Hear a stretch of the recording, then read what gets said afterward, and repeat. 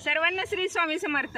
तर शेतात आलेली आहे सोमवार मंगळवार बुधवार 3 दिवस मी असं ठरवत होते की मी आज शेतात जाईल तर 3ही दिवस सकाळी उठल्यापासून पाऊस होता तो 11 वाजेपर्यंत, अधूनमधून दुपारी एखादा सडाका येऊन जायचा। तर पाऊस पण कसा पडलाय, पाऊस असं पडत होता। मध्यंतरी एक रील व्हायरल झाली बघा, AI ने बनवलेली 2 छोटी मुलं होती आणि ती म्हणत होती पावसाचं पण लग्नाळू मुलींसारखं झालेलं आहे, त्यांना पण फक्त पुण्याला मुंबईला असंच पडायला पाहिजे। त्या पुण्या मुंबईला पाऊस पडून पूर आला, आम्हाला काही भरपूर पाऊस झालेला नाही, भीज पाऊस म्हणतात तसं झालेलं आहे। तर पावसाच्या अगोदर आपण पेरलेलं आहे, तर आज ते पेरलेलं उगवलंय का ते पाहण्यासाठी मी आलेले आहे। तर जाऊयात आपण खाली आणि बघूयात आपण पेरलेलं उगवलेलं आहे का। सगळ्यात छोट्याशा तळ्यात उभे आहेत, तर बघताय तुम्ही हे खड्डे रिकामे आहेत आणि ह्या खड्ड्यात थोडंसं पाणी आलंय, तर एवढा पाऊस आम्हाला झालेला आहे। पेरलेलं सगळं 100% उगवलं असणार आहे, कारण हा पेरलेलं उगवण्यासाठी एकदम उत्तम असा पाऊस होता। चला जाऊयात खाली। बघा पाणी किती खोल आहे ते, आणि हे आमचा वरती एक बोर आहे, त्या बोरचं कंटिन्यू पाणी सोडलेलं असतं, ह्याच्यात तेवढा साठा होतो आणि विहिरीचं पाणी उपसायला जास्त भेटतं म्हणून।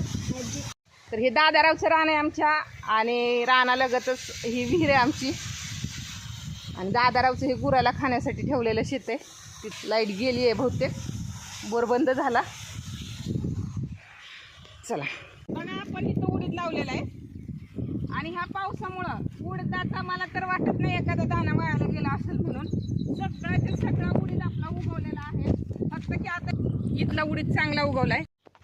दरवर्षी ह्या रानात आपली तूर असती, पण आता हे उडीद काढून ह्या रानात आपल्याला हरभरा टाकायचा आहे, म्हणून ह्याच्यात फक्त उडीदच केलेला आहे। तूर ह्या वर्षी केली नाही, तूर ह्या वर्षी नवीन रानात वरती केलेली, चांगला मस्त उगवलाय हा पण उडीद, आणि हा पण उडीद चांगलाच उगवलाय। आता ह्याला फक्त पावसाची गरज आहे, पावसाने शिपत का होईना यावं। बांधाचं गवत भरपूर झालेलं आहे। पहिला ज्या वेळेस पाऊस पडला होता त्याच वेळेस आमच्या अण्णांनी हा उडीद आणि तूर एकत्र असं केलेलं आहे बघा। तर पहिल्या पावसाच्या उडीद आणि तूर असं आलेलं आहे। तर ह्या वेळेस उडीद आणि तूर आगमागं झाल्यामुळं मशनीवाल्यांचं पण लगीन लागायचं नाही, तर मशनीवाल्यांच्याच मागं एवढं लागावं लागतं की आमचं उडीद काढून झालेलं आहे, करायला या तर इतका डिफरन्स आहे जो, त्यामुळं 2 टप्प्यात उडीद झालेला आहे। तर आलेलो आहोत गणेशरावच्या रानात। गणेशरावचा हा घास उन्हाळाभर हिरवं त्याचं होतं, आणि आता चाललेलो आहोत आपण आपल्या ऊसाकडं। तर मला वाटतं ही भेंडी मागचीच आलेली आहे माधुरीची, पावसाने रुजले, आणि हे माधुरीने इथं आंबे लावलेत। करमाळ्यातलं ड्रॅगन फ्रूट माधुरीला दिलं होतं, तर माधुरीने इथं लावलंय बघा, किती छान आले। आता ही पट्टी आपली आपण रिकामीच ठेवली, अजून ह्याच्यात काही पेरलं नाही, तर ह्याच्यात वरती अर्धा एकर मक्का पेरायचं नियोजन आहे, कारण पाऊस जास्त कमी आला तर वरच्या अर्ध्या एकराला पाणी लागतं, आणि इकडं आपल्याला कांदे पेरायचं नियोजन आहे। तर त्यासाठी ही पट्टी रिकामी ठेवलेली, पाऊस काय एवढा झालेला नाही आहे म्हणून मका पण पेरलेलं नाही आहे। संपूर्ण रानात गणेशरावच्या शेवग्याचं बी उगवलेलं आहे, तर सगळीकडे हा दिसतोय तो हिरवं जे दिसतंय तर ते शेवग्याचंच रोप आहेत। तर पाऊस किती झालाय बघा, आता आम्ही ह्याच्यातून चालतोय पण आमचे बिलकुल सुद्धा पाय भरत नाहीयेत। आता आलेलो आहोत आपण ऊसापर्यंत। मागच्या 2 वर्षापूर्वी बहिणीने हा आंबा लावलेला आहे, केसरचा आंबा। तर त्याने 2 आंब्याची रोपं आणली होती, मला म्हणलं आई 2 आणतो, केवढे आणू? तर मी त्याला सांगितलं एक 100चं आण आणि एक 200चं आण।